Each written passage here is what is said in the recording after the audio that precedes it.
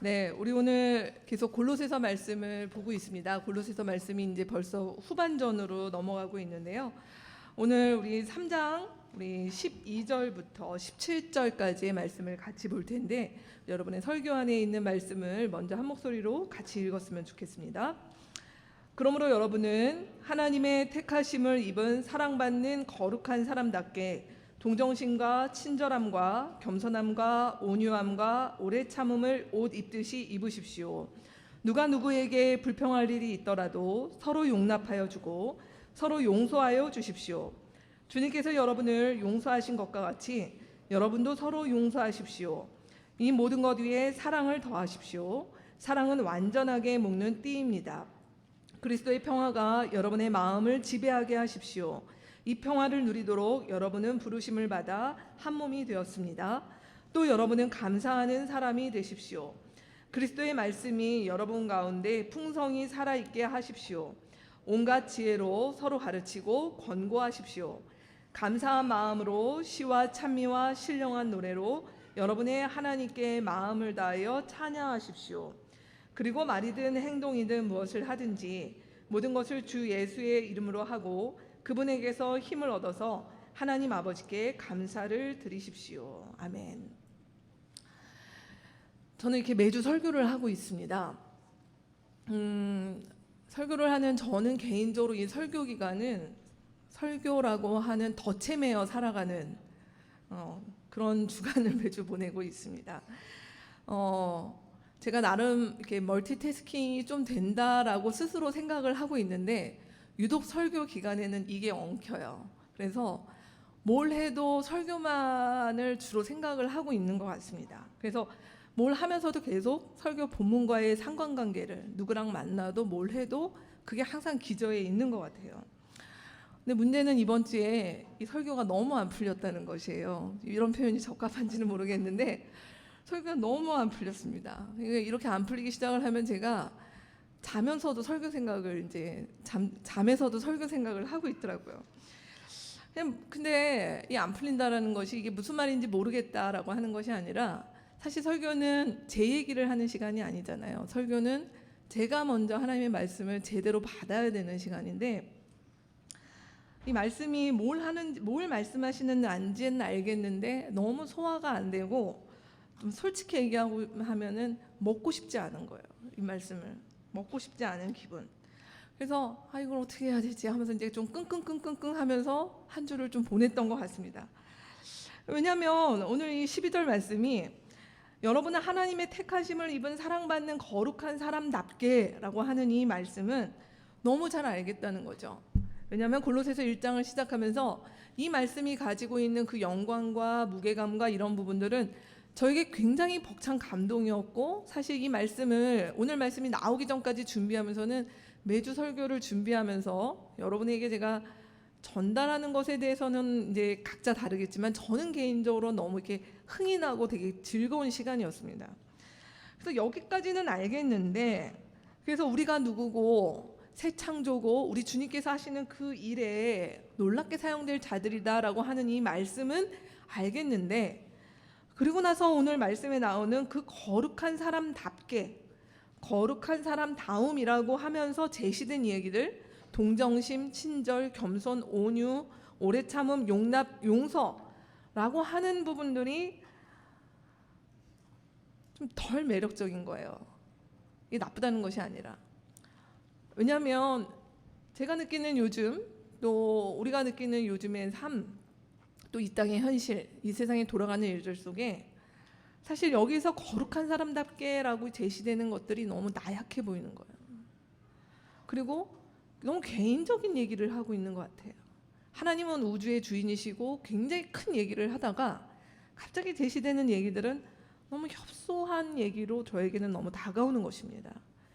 오히려 지금은 뭔가 큰 틀에서 그래서 어떤 큰 방향 그리고 어쩌면 거대한 조직과 구조의 변혁, 개혁, 진보, 이런 것과 관련된 어떤 이야기가 뭔가 이 다음에 이 앞에서 얘기한 것들의 에너지를 받아서 이렇게 확 나가줘야 될 것 같은데 김이 좀 빠지는 느낌이다라는 것이었습니다. 그래서 예수님을 따라가라고 라면서 제시되는 것들이 이게 너무 가벼운 거 아닌가. 이 말씀을 모르겠다는 얘기가 아니라 이게 쟤한테 동기부여가 너무 안 되는 그런 좀 씨름이 있었던 것 같아요. 그래서 이게 어제 아침까지 저의 사실은 씨름이었습니다. 진도가 여기서 안 나가. 내가 이게 나한테서 너무 이 음식을 먹기가 싫다 하는 그런 어떤 솔직한 마음이었습니다. 그러나 제가 어제 아침 우리 요즘 요한복음 말씀을 우리 도시락에서 매일 묵상하고 있는데 어제 아침 요한복음 말씀을 읽다가 사실은 이거에 어떤 좀 실마리를 찾게 된 것 같아요.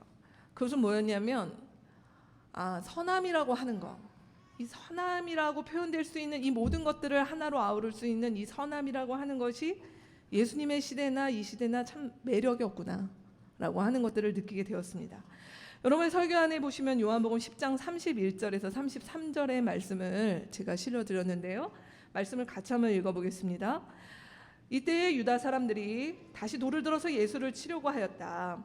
예수께서 그들에게 말씀하셨다. 내가 아버지의 권능을 힘입어서 선한 일을 많이 하여 너희에게 보여주었는데 그 가운데서 어떤 일로 나를 돌로 치려고 하느냐. 유대 사람이 대답하였다.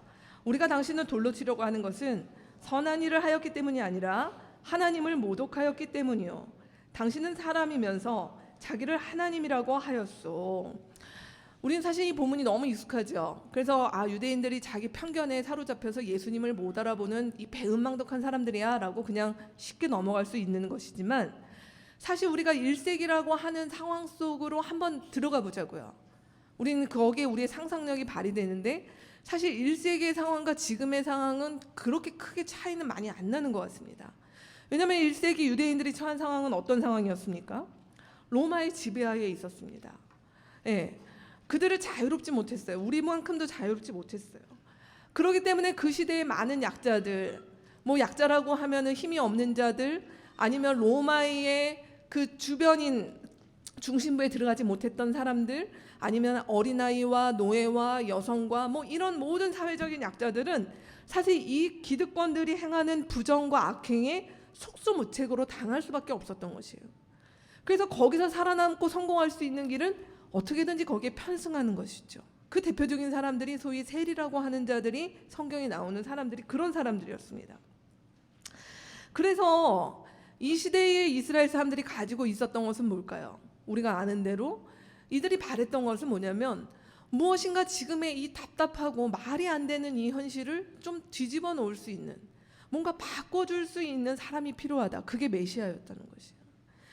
그래서 이 사람들에게 예수님을 바라보면서 사실은 가졌던 그 기대는 그런 기대치였던 거예요. 그래서 오늘 예수님이 이렇게 얘기하시죠. 이 사람들이 돌을 들어서 예수를 치려고 하는 거예요. 그래서 예수님 말씀하셨어요.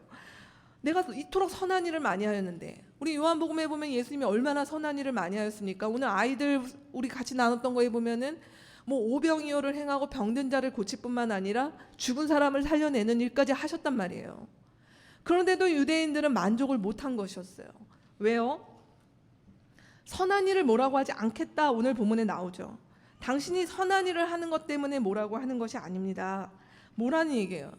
정말 메시아라면, 당신이 하나님의 아들이라면 그 아버지의 권능으로 현실을 바꾸는 일을 했어야지 진짜 메시아 아니냐라고 하는 얘기가 암묵적으로 깔려 있다는 것이죠.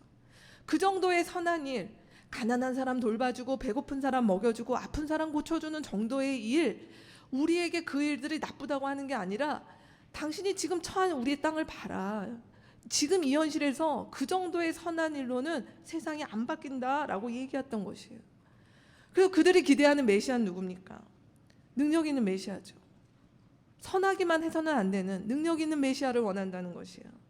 그래서 우주 최강 슈퍼파워, 우리 아이들의 얘기에 나오는 그런 메시아가 와서 지금 로마를 확 뒤집어 엎고, 저 꼴보기 싫은 힘있고 능력 있어서 우리를 압제하고 못살게 구는 사람들이 정말 보기 좋게 되는 어떤 좀 그런 일들이 일어나는 그런 메시아가 우리에게 필요한데, 왜 와서 찔끔찔끔 이게 사람이 하기에는 아닌 일 같은 어떤 그런 일을 보이지만 정작 우리가 했으면 좋겠는 그 일은 왜 안 하냐는 것이에요. 이 사람들이 화가 나니 돌을 들어 예수를 치려 했던 것이었습니다. 사실 그들은 선한 메시아가 필요한 건 아니었다는 것이죠. 능력 있는 메시아가 필요했다는 것이죠. 근데 이것이 세월이 2000년이 지나서 오늘 2017년을 살아가는 우리에게 그렇게 다르지 않은 것 같습니다. 사실 우리도 이 땅 가운데서 오늘 이 말씀이 우리 가운데 고스란히 왔습니다. 그래서 예수를 따라가는 사람들이라고 하는 우리에게 제시되는 것들 속에서 보여지는 제가 아까 고민했던 그 요소들, 동정심, 친절함, 겸손함, 이런 것들이 사실 나쁘다라고 하는 것이 아니라 저를 포함해서 어쩌면 우리의 마음 가운데 있는 것이 그렇게 선하게 사는 것이 한계가 있는 건 아니냐라는 거예요. 그냥 그렇게 뭐 동정하고 불쌍한 사람들 동정하고 그래요. 뭐 불쌍한 사람까지는 아니어도 늘 사람들 동정하는 마음, 친절한 마음, 어떤 겸손한 삶의 자세, 뭐 오래 참고 용납하고 용서하는 거 다 좋죠. 좋은 미덕이죠. 근데요, 주님, 이걸로 세상이 바뀝니까? 하는 그런 질문이 혹시 우리 가운데 있지 않냐라고 하는 것이에요. 오히려 우리가 기대하는 것은 우리가 이 땅의 지금의 현실, 우리 지난주에도 나눴지만 너무 암울하잖아요. 한국의 상황이. OECD 보고서 지난주에 제가 알려드린 것처럼 우리 한국의 갈 길이 참 안 보입니다. 뭐 정치 상황은 이루 말할 수가 없습니다. 이 좁은 땅 안에서 촛불과 태극기가 같이 들면서 서로를 적으로 몰아가고 있어요. 지금 우리의 적이 누군데 지금 우리 안에서 이러고 있습니까? 거기에 교회도 같이 편승해서 촛불을 드는 교회와 태극기를 드는 교회가 나뉘어져 있습니다. 성조기도 등장하고 난리도 아닙니다. 이런 현실 속에서 우리가 기대하는 그리스도인은 누구냐는 거예요. 그냥 이렇게 친절하고 온유하고 이런 것들이 낫겠습니까? 저는 오늘 여기에 말을 가만히 제가 대입해 보니까 제 마음 가운데 동정심이 많은 그리스도인, 동정을 받는 그리스도인들보다는 사실은 동경의 대상이 되는 그리스도인이 되고 싶은 건 아니냐는 거예요. 우리가 동경을 일으키는 존재가 되거나 아니면 동경을 일으키는 어떤 존재를 따라가거나 하는 일들이 그리스도인 공동체에서 있기를 원하는 마음. 친절한 것보다는 좀 그리스도인들이 조금 더 매력 있어 보이려면 좀 까칠해 보여야 되는 거 아닌가. 뭐 있어 보이는, 요즘 까칠한 게 매력이잖아요. 좀 그래야 되는 것이 아닌가. 겸손함이요? 겸손함이 뭐 어디 쓸모가 있겠습니까? 요즘 많이 우리가 하는 말 근자감이라고 그러잖아요. 근거 있는 자신감, 근거 없는 자신감. 그것이 무엇이든 간에 무엇인가 적당히 자신감이 있어 보이는 모습이 훨씬 매력적이라는 것이에요. 온유함보다는 냉철함이 필요되는 시대. 오래 참음보다는 자기 주장이 선명한 시대.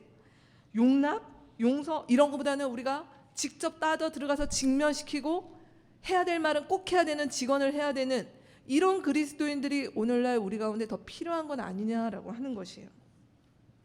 그래서 오늘날 그리스도인들의 모습은 왠지 성경이 얘기하고 있는 이러한 부분들, 그 선함이라고 하는, 그리고 그것이 사랑으로 포장되는 이 일들 가운데 있는 그 그리스도인들이 우리 가운데 사실 매력적으로 있기보다는 그 유대인들이 그랬던 것처럼 능력 있는 그리스도인, 사이다 같은 그리스도인, 그래서 뭔가 사랑으로 이렇게 표현되기보다는 그 사람의 말발이든 그것이 무엇 실력이든 뭐든 간에 그러한 것들이 같이 받쳐주면서 예수를 따라가는 그 그리스도인들이 우리의 롤모델이 되고 하는 것은 아니냐라고 하는 것이에요. 우리가 이런 생각을 막 하다 보면, 저도 이런 생각을 이렇게 막 생각이 번져가다 보면 느끼는 것이, 근데 내가 이렇게 생각하고 있는 것이 예수께서 말씀하신 것들 중에 근거로 삼을 수 있는 게 있을까? 예수께서 나의 이러한 생각들 가운데 지지해 주시는 어떤 뭐가 있을까? 없다라는 것이 우리를 고민하게 만드는 것이에요. 예수께서 이렇게 하지 않으셨다는 거예요. 성경을 뭐 깊이 보지 않아도 만약 예수께서 우리 가운데 이것이 너희가 가야 될 길이야 라고 하셨다면 못하러 오셔서 그렇게 고생을 하시고 집도 없고 뭐 고난을 받으시며 십자가까지 지시는 그 일을 왜 하셨냐라는 것이에요.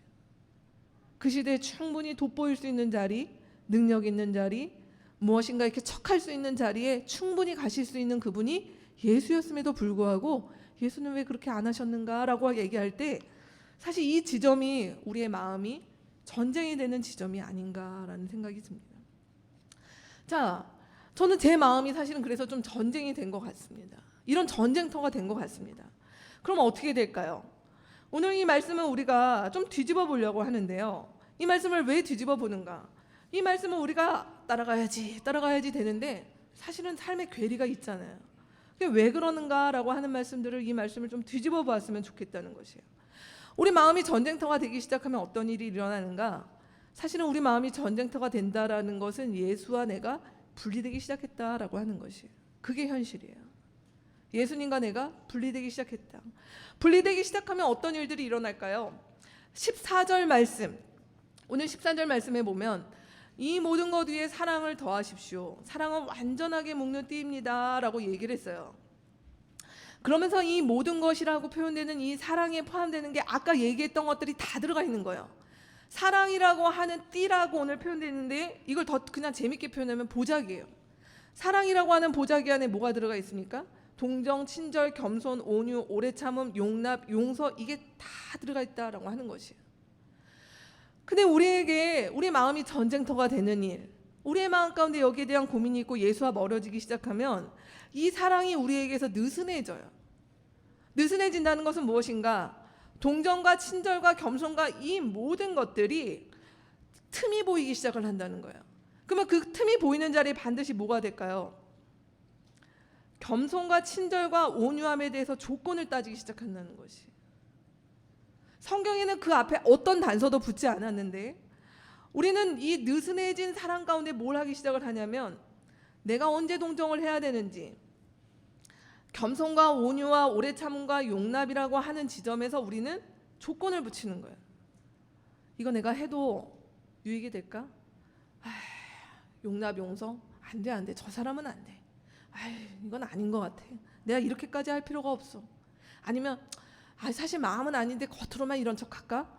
이런 어떤 거짓 사랑, 아니면 자기 유익, 이런 조건을 따지는 일들이 우리에게 이 사랑이라고 하는 것들이 예수에게서 멀어지면 사실은 우리가 알매도 불구하고 머뭇머뭇하면서 이 모든 것들이 느슨해진 자리에 친절하기는 하는데 경우에 따라서, 조건에 따라서 이것들을 계산하고 재고 하는 일들이 있다는 것이, 그 일들이 이 14절 말씀을 우리의 머리로는 받아들였지만 그것들을 인풋하는 것과 내가 아웃풋으로 내보내기 시작할 때 다른 모습이 나오는 모습이다라는 것이. 그것만 그럴까요? 15절 말씀에 보면 오늘 이렇게 나갑니다. 그리스도의 평화가 여러분의 마음을 지배하게 하십시오. 내 마음을 지배하게 하십시오. 이 평화라고 하는 것은 그냥 나오는 것이 아니라 우리 가운데 사랑으로서 주어지는 것이 평화예요. 그러니까 사랑과 평화는 오늘 말씀에서 동전의 양면입니다. 사랑이 있는 곳에, 사랑을 하는 곳에 그리스도의 평화가 우리 가운데 머무릅니다. 더 풍성해집니다. 그런데 이 평화가 우리 마음 가운데 지배하지 못한다는 것은 우리의 사랑이 느슨해졌다는 것이고, 그러면 그 평화가 우리 가운데 지배하지 않는 그 자리 가운데 오는 것이 무엇일까요? 평화와 상충되는 일들이 우리 마음 가운데 이렇게 곰팡이처럼 자리 잡는 것입니다. 그것이 무엇입니까? 내 삶의 긴장, 두려움, 분노, 회의, 절망, 이런 모든 평화를 깨는 것들이 우리의 마음 가운데 들어와서 사실은 나는 평화의 지배를 받아야 된다 생각을 하지만 내 하루를 돌아보고, 아니 우리 멀리 보지 마십시다. 여러분의 어젯밤 아니면 어제 토요일 하루, 우리 토요일 보통 대부분 많이 쉬셨잖아요. 내 마음을 지배하던 게 뭐였어요? 내 마음을 지배하던 것이 무엇이었냐는 것이에요.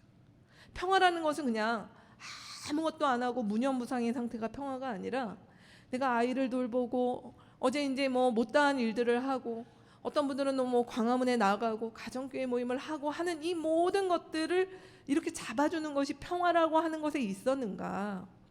아니면 내 마음에 이렇게 어떤 이렇게 모나고 뭘 하시라고 설명할 수 없는 그런 거칠은 마음들과 이런 것들이 있었는가? 아니면 요즘 무엇이 나를 지배하는가? 그걸 봐야 된다라는 것이. 그러니 내 마음이 전쟁터가 됐을 때 사실은 평화가 계속 공격을 받는 것이에요. 평화의 지배를 받지 못해요. 그러다 보니 아까 얘기한 것처럼 이게 같이 상호작용이죠. 사랑하는 일에 대해서도 회의감이 옵니다.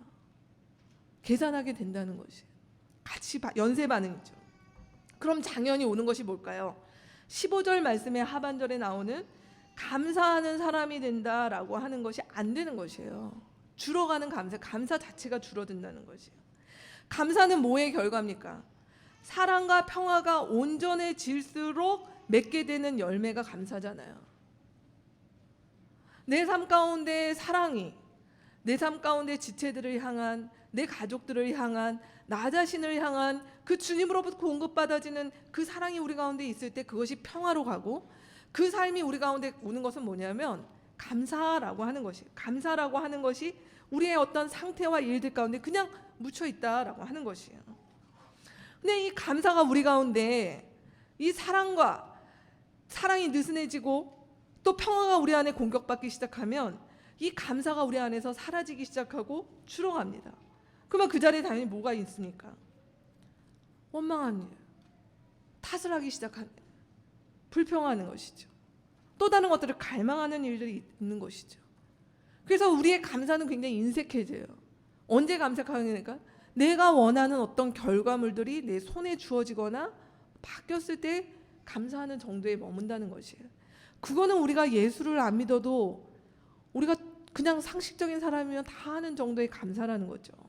성경 우리 가운데 그 감사를 말하는 것이 아닙니다. 자, 그렇다면 이렇게 우리의 마음이 이 작은 전쟁이든 큰 전쟁이든 우리의 마음 가운데 이런 전쟁이 일어나고, 그래서 알고 보면 겉으로는 우리는 멀쩡해 보이고 사람들을 만나서 네, 잘 지냅니다, 잘 지내세요 라고 이야기를 하지만 내 마음 가운데서 지체들을 향했던, 또 우리 가족들을 향했던 그런 사랑이 점점 느슨해지는 일들이 있고, 그 속에서 나는 평화라고 하는 부분들이 내 안에서 그냥 무엇인가 자꾸 이렇게 거칠어지는 일들이 있고, 당연히 그 안에서 감사가 실종되는 일들이 생기는 상황, 이 일들이 감지되기 시작할 때 그냥 이거는 그냥 겨울이라서 그런 거야, 요즘 내 삶이 바빠서 그런 거야, 우리가 이렇게 넘어갈 수 없고, 사실은 내가 혹시 예수와 분리되고 있는 것이 아닌가, 내가 예수 그리스도에게 이렇게 있는 그 거리가 무엇인가 나도 인지하지 못한 사이에 멀어져 있는 것은 아닌가 하는 것들을 돌아봐야 된다는 것입니다. 그래서 제가 거기 당구장 표시로 사랑과 평화와 감사, 이 세 가지라고 하는 것은 그냥 우리의 어떤 관념이 아니라 우리 삶 가운데 내가 지금 건강하게 그리스도인으로서 살아가고 있는가, 우리 가정교회 안에 이 사랑과 평화와 감사라고 하는 것들이 어떤 모습인가, 그럴 때 우리의 공동체가 지금 건강하게 가고 있는가의 표지가 되는 아주 중요한 기준이다라고 하는 것입니다. 자, 그러면 이렇게 예수와 분리가 됐어요. 분리가 되는 우리의 마음의 전쟁터가 되면 두 번째로 어떤 일이 있는지 아십니까? 예수님이 부담스러워요. 예수가 부담되기 시작합니다. 그래서 12절 말씀, 제가 아까 고민했던 그 지점이죠. 12절의 말씀, 하나님의 택하심을 입은 사랑받는 거룩한 사람답게 라고 하는 이 이름은 너무 부담스러운 이름이 된다는 것이에요. 여러분, 제가 1분의 시간을 드리겠습니다. 여러분, 이 말씀을 한번 주목을 해보세요. 하나님의 택하심을 입은 사랑받는 거룩한 사람답게, 다운 나, 이 말 앞에 나는 좀 어떻습니까? 여러분 한번 적어보셨으면 좋겠어요. 내가 이 일들에 대해서 내가 어떻게 반응하냐, 난 이걸 어떻게 느끼고 있는가.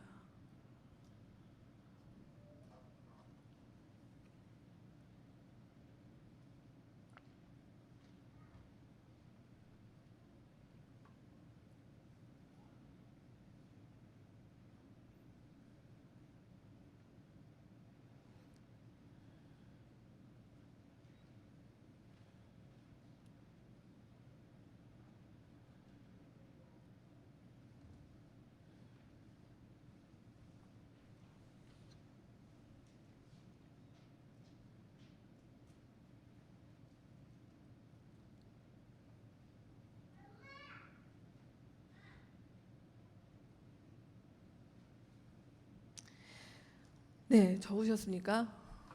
발표 안 시키겠습니다. 네, 그러면 우리의 말씀은 사실 우리 가운데 말을 걸고 있습니다. 하나님의 말씀이 우리 가운데 이 말씀으로 우리 가운데 그냥 기계적으로 우리 가운데 어떤 칩을 박듯이 입력을 하라는 것이 아니라 이 말씀 앞에 우리를 보게 되는 것이죠. 이 말씀이 그냥 나에게 감사와 기쁨과 내 삶의 용기와 격려의 말씀, 이라고 하는 지점이 내게 정말 더 큰지, 아니면 나는 이 말씀 앞에 참 부담스럽구나, 요즘 나의 실제와는 너무 거리감이 있구나, 오히려 내가 되게 좀 이 말씀 앞에 무엇인가 이렇게 지적받는 것 같다, 그러면 어디에 속하십니까? 이 이름이 우리에게 두 가지로 나뉘게 됩니다. 정말 이 이름이 예수께서 우리 가운데 부르시는 하나님의 택하심을 입은 사랑받고 거룩한 사람이라고 하는 이 말씀이 내게 그냥 이렇게 자연스럽게 먹는 그 어떤 정말 맛있게 먹을 수 있는 음식처럼 오는지, 한없이 부담스러운지, 이건 우리 가운데 굉장히 고민해 봐야 될 지점이라는 것이죠. 요즘 나의 상황에 대해서 그냥 말씀을 오늘 듣고 그렇구나 라고 해야 되는 것이 아니라 나를 스스로 진단해 볼 수 있는 하나의 기준으로 한번 보셨으면 좋겠어요. 두 번째는 무엇인가? 예수가 이 이름이 부담스러운 사람들에게 오늘 17절 말씀도 이렇게 나와 있습니다.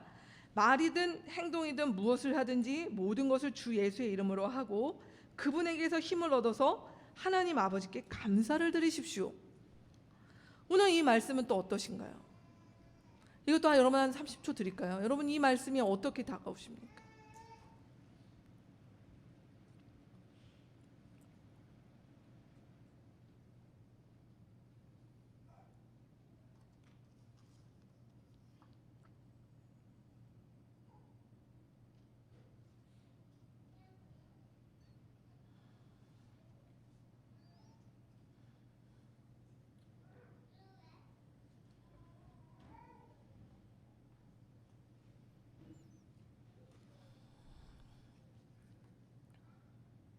네. 오늘 말씀은 우리 가운데 우리가 죽어서 우리가 예수님을 만나면 그때쯤 돼서 말과 행동과 무엇을 하든지 예수의 이름으로 하고 주님에게서 힘을 얻는다고 말하지 않았다는 것이에요.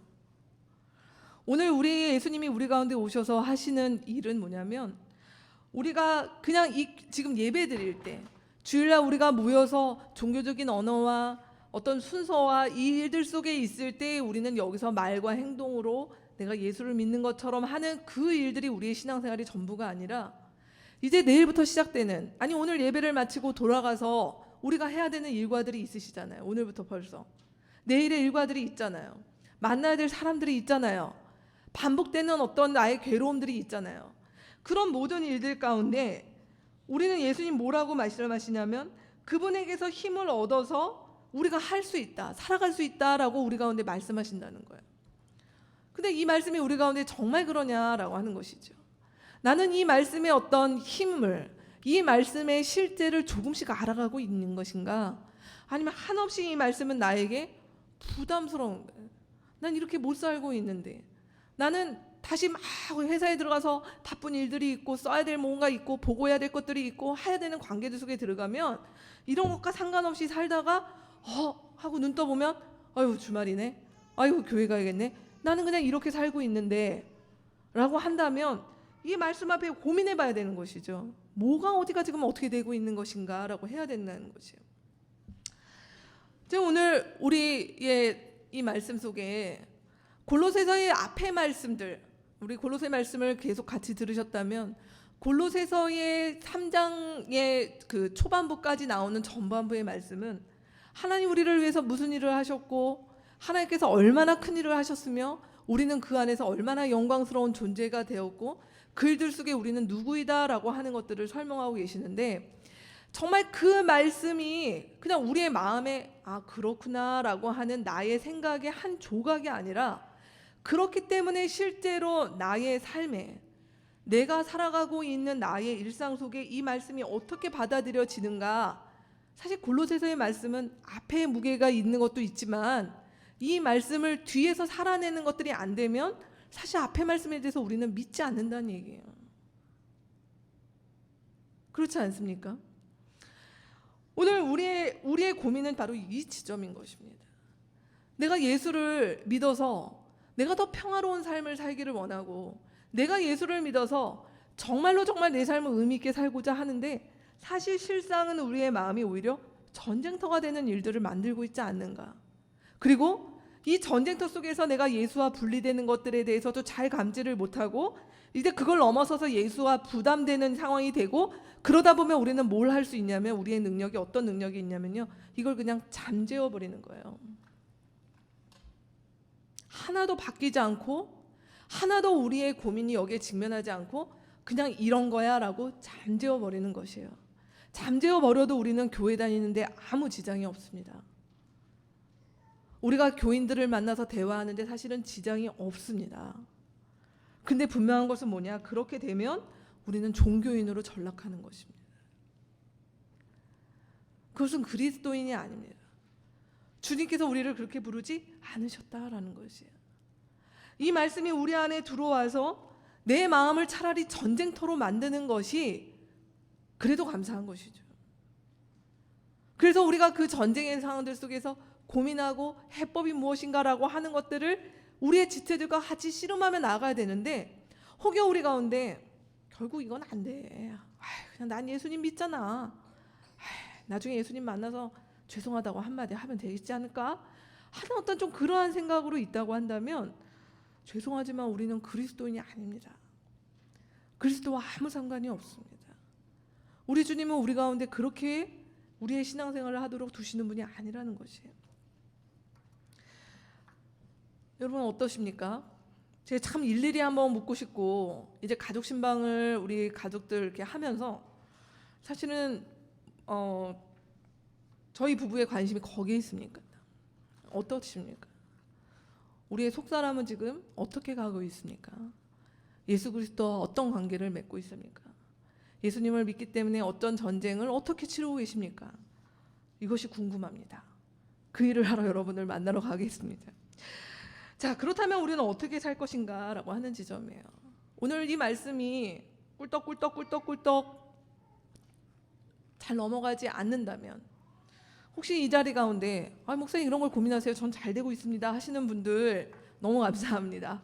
그런 분들은 계속 잘 사시면 됩니다. 근데 혹여라도 저와 비슷한 고민의 지점에 계신 분들이 있다면, 오늘 우리의 이 말씀이 사실 우리 가운데 아주 강력한 해법은 아니지만 사실 우리가 알고 있고 어쩌면 가장 기본이라고 얘기하는 세 가지 해법 가운데 우리가 같이 섰으면 좋겠습니다. 첫 번째는 무엇인가? 오늘 이 말씀의 16절 말씀이 우리 가운데 주는 첫 번째 말씀은 그리스도의 말씀이 우리 가운데 풍성히 살아있게 하라라고 하는 것입니다. 결국은 하나님의 말씀을 먹는 것, 이것이 가장 중요하고 가장 기본적인 해법이다라고 하는 것이에요.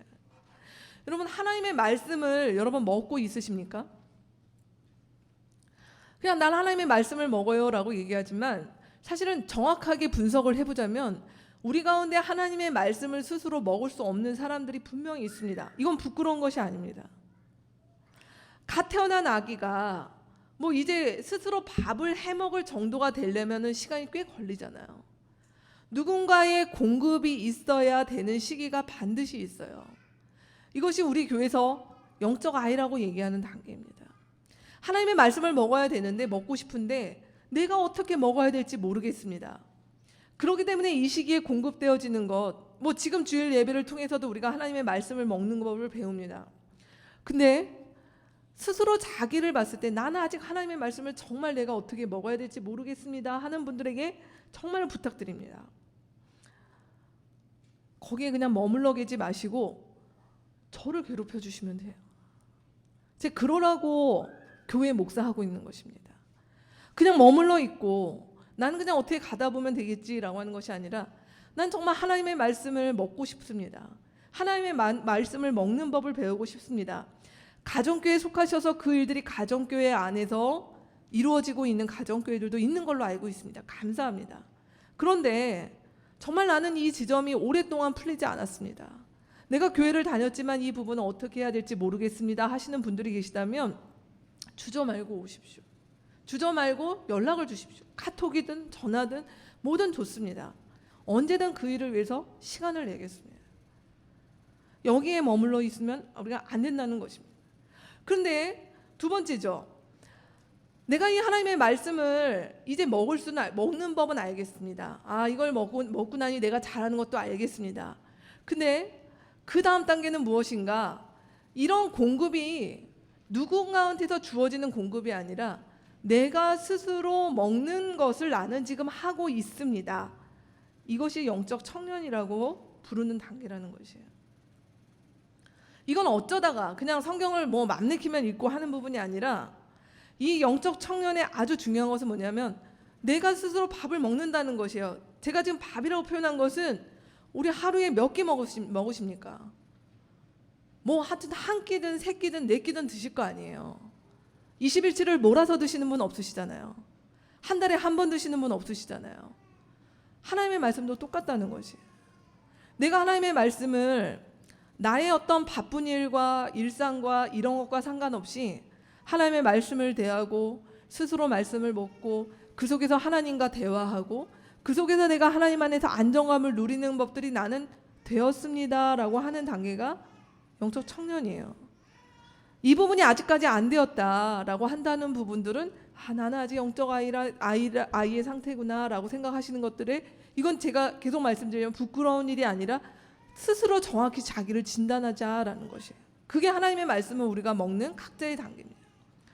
근데 이 단계를 넘어가서 이제 영적 부모다, 내가 이제 부모인가 보다라고 하는 분들은 누구입니까? 자기가 먹을 뿐만 아니라 내 옆에 있는 지체들이 이 하나님의 말씀을 풍성히 먹을 수 있도록 양육하는 사람들이죠. 돌보는 사람들이라는 것이에요. 이 양육은 그냥 머리의 관념이 아니라 현재 나의 삶 가운데 그 대상이 누가 있냐는 것이에요. 어떤 사람과 같이 말씀을 나눕니다. 우리 지금 공동체 안에 자매들, 형제들도 있으신지 모르겠지만 우리 고혜정 자매 중심으로 우리 말씀 통독하는 이렇게 모임들이 생겨서 매일 거기에서 열심히 하는 모임들이 있습니다. 너무 감사합니다. 또 어떤 분들은 지금 1대1로 풍성한 삶의 기초를 하기도 합니다. 뭐 같이 말씀을 읽자고 하는 일들도 있습니다. 정해진 방법이 없습니다. 그러나 나뿐만 아니라 누군가가 이 일을 같이 할 수 있도록 실제로 돕고 있는 사람들, 영적 부모에 해당된다는 것입니다. 하나님의 말씀을 먹는 것은 이렇게 각각 다릅니다. 다 똑같지 않습니다. 근데 내가 지금 어디에 있는지를 알지 못한다면 우리는 이 모든 것들이 그냥 막연히 내가 어떻게 해야 되나 부담이 되는 것이죠. 내가 어디에 있다라는 것들을 정확히 진단하고 거기에 맞춰서 내가 그 삶 가운데서 내가 영적 아이라면 충분한 공급이 되는 일들 가운데 그 풍성함을 누리는 것이 뭐가 있을까 고민해 보십시오. 그리고 가정계 식구들과 같이 의논해 보십시오. 영적 청년이라면 내가 이 자립의 삶을 어떻게 하면 더 견고히 할까? 역시 마찬가지로 고민해 봐야 되는 것입니다. 그리고 영적 부모라면 실제로 이 일들을 우리가 누구를 어떤 지체를 좀 끌어줄까? 같이 할 수 있을까? 하는 부분들을 우리가 고민한다는 것입니다. 이것이 하나님의 말씀이 우리 가운데 풍성히 살아있고 이것이 가장 중요합니다. 하나님의 말씀을 먹는 일 가장 중요합니다. 두 번째로 이 하나님의 말씀을 개인적으로 먹는데 오늘 말씀에 보면 16절 말씀에 이 말씀은 우리가 그냥 혼자 먹는 것이 아니라 온갖 지혜로 서로 가르치고 권고하라 라고 말씀에서 권면합니다. 이 말씀은 무엇인가? 말씀은 반드시 말씀의 교류가 있는 관계 안에 있을 때 이것이 우리 가운데 놀랍게 역사를 한다는 것이에요.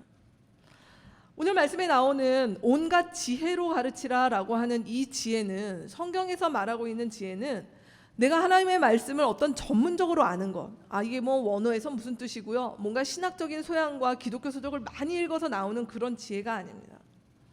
성경이 말하고 있는 이 지혜는 하나님의 말씀이 우리 가운데 체화된, 하나님의 말씀이 우리 가운데 체득된 것, 내 삶 가운데서 공명되고 울림이 있었던 것들을 서로 나누라라고 하는 부분이라는 것이에요. 만약 이 지혜가 공부를 많이 하고 뭐 기독교 서적을 많이 읽어서 어떤 질문이거나 어려운 용어가 나오면 그것들을 설명해주고 해설해줄 수 있는 것이라고 한다면 사실은 이 지적인 소양이 높거나 아니면 이런 공부를 전문적으로 했거나 하는 사람들에게 독점되겠죠. 근데 성경이 말하고 있는 이 말씀의 지혜는 그것이 아닙니다. 말씀을 많이 하는 것이 아니라 단 한 구절이라도 그 한 구절의 말씀을 내가 살아보고 씨름하고 고민했던 것들이 우리의 삶 가운데서 같이 나누는 그 일들이 이 지혜에 포함되어 있다는 것이에요. 우리 공동체에 여러분의 주보의 이 설교 안에 맨 마지막에 보면 가정교회 때 여러분에게 할 게 없어서 드리는 질문이 아니고요. 이 질문의 타이틀이 삶으로 말씀 읽기라는 제목으로 붙어 있어요. 저는 이 제목이 사실 굉장히 좋습니다. 말씀은 그냥 읽는 것이 아니라 우리의 삶으로 읽는 것이에요. 그렇기 때문에 가정교회 시간에 우리는 성경 공부를 하는 것이 아닙니다. PBS를 하는 것이 아니에요. 가정교회 시간에 말씀을 놓고 우리가 하는 것은 뭐냐면 이 말씀을 가지고 하나님 앞에서 우리 삶 가운데서 씨름했던 것들. 그래서 이 말씀이 내게 어떻게 소화가 되고 어떤 고민이 되고 어떤 내 마음 가운데 내가 미처 보지 못했던 것들을 보여주고 있었다라고 하는 것들을 함께 나누는 일들. 그 일들이 삶으로 말씀을 읽는다라는 것이에요. 그게 오늘 말씀에 나오는 서로 가르치고 권고한다는 것이죠. 그렇기 때문에 우리 공동체에 성경이 말하는 것은 말씀을 가르치는 것은 특정인 사제나 목사나 이 사람들에게 독점되어 있지 않다는 것이에요. 저는 꿈꾸고 기도하는 제목이 있습니다. 우리 공동체 안에 이 삶으로 말씀 읽는 일들이 우리 가운데 정말 풍성하고 충만하여서 제가 아니어도 이 자리 가운데 또 우리 공동체가 같이 모이는 자리 가운데 하나님의 말씀을 삶으로 울려주는 그 일들이 일어나는 그 말씀의 선포자들, 말씀을 그렇게 같이 나누는 사람들이 우리 공동체에 있기를 원합니다. 저 혼자 말씀을 하고 저 혼자 마치 하나님의 말씀을 독식하는 것, 여러분 그렇게 생각하지 않으시겠지만 우리가 그냥 하나님의 말씀을 연구하고 고민하고 이것은 그냥 목사님의 몫일 거야. 아니 뭐 신학을 하는 사람들의 몫일 거야. 이것이 아닙니다. 하나님의 말씀은 우리 모두의 것입니다. 우리 모두가 하나님 앞에서 이 말씀을 상고하고 고민하고 하는 가운데 이 말씀으로 서로 가르치고 서로 권고하고 서로 도전하고 서로 직면케 하고 서로 끌어주는 일들이 일어날 때 우리의 공동체가 비로소 모이는 존재의 이유가 거기에 있는 것입니다. 가정교회를 시작한 지 우리의 공동체가 얼마 되지 않았습니다. 그러다 보니 아직은 우리 안에 부분적으로 그 일들이 사실은 있기도 하지만 약하다라고 보여지는 것이 무엇이냐면 이 말씀으로 우리가 서로에게 권면하고 하는 부분들이 우리 가운데 아직은 약한 것 같아요. 제가 목자님들을 통해서 가정교회 상황이나 이렇게 들어보면 우리가 주말에 가정교회 모임에 모여서 우리가 말씀 요약을 서로 같이 나누고 그 말씀을 가지고 우리가 같이 나눌 때 사실은 어떤 분들은 일주일 내내 이제 뭐 정신없이 왔다가 지난주 말씀이 이거였어? 막 이제 생각이 나거나 이제 처음 들어보거나 뭐 이게 되거나 아니면 내 삶이 일주일간 말씀과 이렇게 분리되어 있다가 와서 그냥 그때 이제 막 뭐 이렇게 뭐라고 할까 부팅을 시작하고 하는 일들이 일어나는 상황 속에서는 사실 이 말씀이 우리의 삶을 서로 권면하는 일들로 가기까지는 약하다는 것이에요. 그거는 목자님이 아무리 무슨 준비를 많이 하고 상관이 없습니다. 우리의 가정교회가 정말 이 하나님의 말씀으로 서로 가르치고 권면하는 일들. 그래서 우리가 긴 시간을 모여야 가정교회가 깊어지는 것이 아니라 우리가 단 2시간, 3시간을 모이더라도 말씀 앞에 바짝 우리의 마음과 생각이 집중되어서 그 일들로 서로를 볼 뿐만 아니라 그 일들을 솔직하게 나누고 그리고 때로 도전하고 또 안 되고 아픈 일들에 대해서 같이 기도하고 하는 일들이 있을 때 이 가정교회를 사실 대체할 수 있을 만한 그런 관계가 다른 곳에선 찾기가 어려울 것입니다. 그것이 꼭 가정교회라는 모임이 아니어도 우리가 그리스도인으로서 성장하는 데는 하나님의 말씀을 가르치고 권면하는 이 일들이 일어나는 모임이 없다라고 한다면 사실 우리의 성장은 담보할 수 없다는 것이. 그래서 우리 지금 아직 가정교회에 속하지 않은 여기 계신 가족분들도 계시고 또 그 과정 가운데 있는 분들도 계시지만 기존의 가정교회에 들어가신 분들 우리가 가져야 되는 어떤 부담 또 우리가 가져야 되는 도전은 무엇이냐면 오늘 우리가 가정교회에 모였을 때 우리가 무엇을 할 것인가. 오늘 우리는 모여서 하나님의 말씀이 우리 가운데 서로 어떻게 울렸고 삶으로 우리가 말씀을 어떻게 하는 일이 우리 안에 일어날 것인가를 기대하고 기도하며 가정교회에 임해 주셨으면 좋겠어요. 그 일이 우리를 살게 하는 것입니다. 자, 그럴 때 우리 안에 무엇으로 연결될까요? 오늘 16절 말씀에 보면 감사한 마음으로 시와 찬미와 신령한 노래로 여러분의 마음을 여러분의 하나님께 마음을 다하여 찬양하십시오라고 이야기를 했습니다. 오늘 이 말씀은 무엇이냐면 바로 예배에 대한 얘기를 하고 있는 것입니다. 그 예배의 자리에 무엇이라고 얘기하냐면 마음을 드리려는 것이에요. 여러분, 우리는 우리의 삶 전체가 예배예요. 이 말씀을 로마서에 있는 말씀으로 그래 내 삶이 전체가 예배야 라고 얘기하지만 사실 성경이 얘기하고 있는 이 예배는 뭐냐면 우리가 하나님이 아닌 것이어도 우리의 삶은 늘 뭔가를 예배하고 있다는 것이에요. 내 생각을 많이 하는 것, 내 시간을 많이 보내는 곳, 사실은 그곳이 우리의 예배이죠. 어떤 사람에게는 그것이 직장일 수 있습니다. 직장이 내가 예배하는 곳일 수 있어요. 나를 설명하고 나의 존재감을 드러내고 내 삶의 의미 부여가 되는 그곳이 나의 직장, 그리고 그곳이 사실은 나의 예배처가 되는 경우들도 많이 있습니다. 근데 오늘날 우리가 알고 있는 것은 무엇입니까? 그 직장이라고 하는 우리의 예배처가 영구하지 않다는 것이에요. 지금 우리 공동체 안에도 자기가 속한 회사에 수많은 사람들이 대량 해고가 되거나 해야 되는 일들 앞에서 고민하고 있는 사람들이 있습니다. 그 왜 고민합니까? 어떤 사람에게는 자신의 일생을, 평생을 30년 이렇게 일했던 곳들 가운데서 하루아침에 해고를 당해야 되는, 또 맞이해야 되는 그런 일들을 옆에서 지켜보는 것이 쉬운 일은 아닌 것이죠. 우리의 마음을 쏟는 것, 내가 내 아이에게 동일하는 것이죠.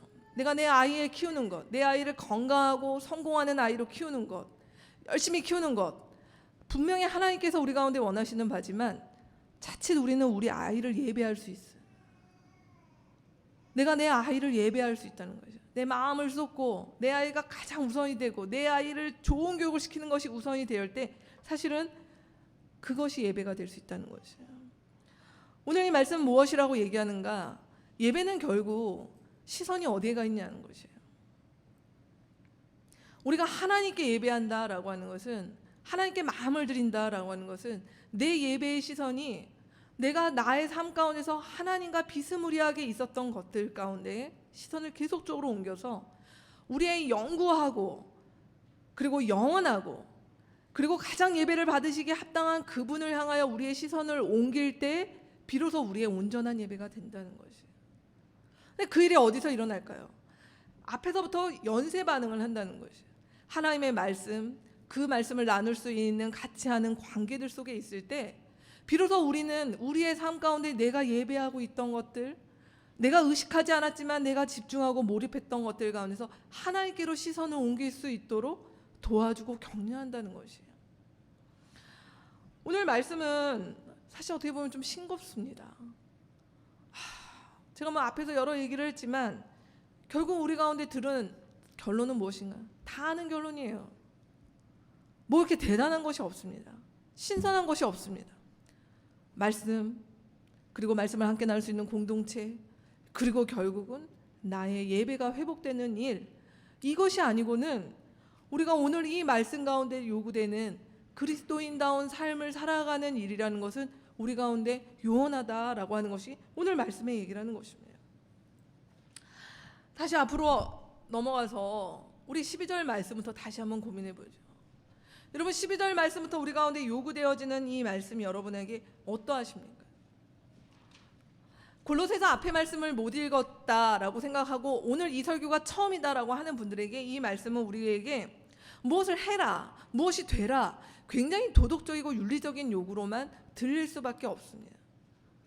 근데 오늘 말씀이 우리 가운데 주는 아주 중요한 것은 뭐냐면 이 말씀은 우리가 만들어내거나 우리가 친절함을 만들어내거나 그리스도인다움을 만들어내거나 아니면 여기 나와 있는 온유함과 사랑과 감사와 이 모든 것들이 우리 안에서 우리가 노력해서 만들어낼 수 없다는 것이 골로새서 앞에서부터 우리 가운데 주어진 흐름이라는 것이에요. 그럼 오늘의 말씀의 결론은 무엇인가?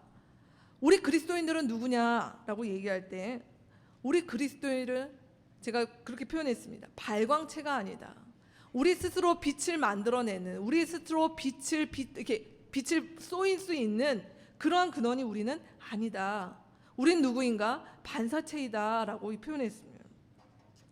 이 말은 뭐 제 말이 아니라 한 원로 정치인이 한 요즘 정치인에게 던졌던 뭐 돌직구의 표현이기도 한 말인데, 오늘 이 말씀을 보면서 우리 가운데 주시는 것, 우리가 그리스도인다움을 하는 것, 결국은 내 마음에 전쟁이 일어나고 내가 과연 이 말씀을 할 수 있을까? 이 선함으로 이 세상을 바꿀 수 있을까라고 하는 이런 본질적인 우리의 고민들 앞에 성경 우리 가운데 끊임없이 무엇이라고 얘기하냐면, 우리는 사랑도, 성경이 얘기하는 이 거룩도, 그 삶도 우리가 만들어낼 수 없다라고 하는 것이에요. 그것의 근원 되시는, 사랑의 근원 되시고 거룩의 근원 되시고, 그분에게 우리가 가까이 있을 때, 그분에게 우리가 같이 따라가 있을 때 오늘 이 우리 말씀이 우리 가운데 이루어진다라고 하는 것이에요. 그러기에 여러분, 저희 짧은 고민이었지만 혹여 이 말씀 앞에 우리가 머뭇하고 고민하고 있다라고 한다면 다시 한번 우리의 마음 가운데 진단하십시다. 그것은 그리스도가 불완전하거나 그리스도의 그런 것들이 부족해서가 아니라 결국은 내가 그리스도에게서 분리되어 있는 어떤 지점은 아닌지, 그래서 그리스도가 내게 부담되어 있는 존재는 아닌지, 거기서부터 우리 스스로를 한번 진단하고 다시 성경이 우리 가운데 얘기하시는 우리가 말씀 가운데, 그리고 그 말씀을 정말 실제로 나눌 수 있는 그 관계 가운데, 그리고 그 일들을 통하여 나의 삶의 자리가 하나님을 예배하는 그 자리 가운데 제대로 머물러 있는지 그렇게 돌아보는 우리 자신이 되었으면 좋겠습니다. 기억하십시오. 우리는 이 모든 것들을 우리 스스로 절대로 만들어낼 수가 없습니다. 단지 우리는 그분에게 있는 것들에게, 우리가 그분에게 우리의 삶의 근원을 댔을 때 거기서부터 흘러나올 수 있는 것들을 받을 수 있는, 그 빛을 쏘일 수 있는 우린 그런 존재들이라는 것들을 잊지 않았으면 좋겠습니다. 같이 기도하겠습니다.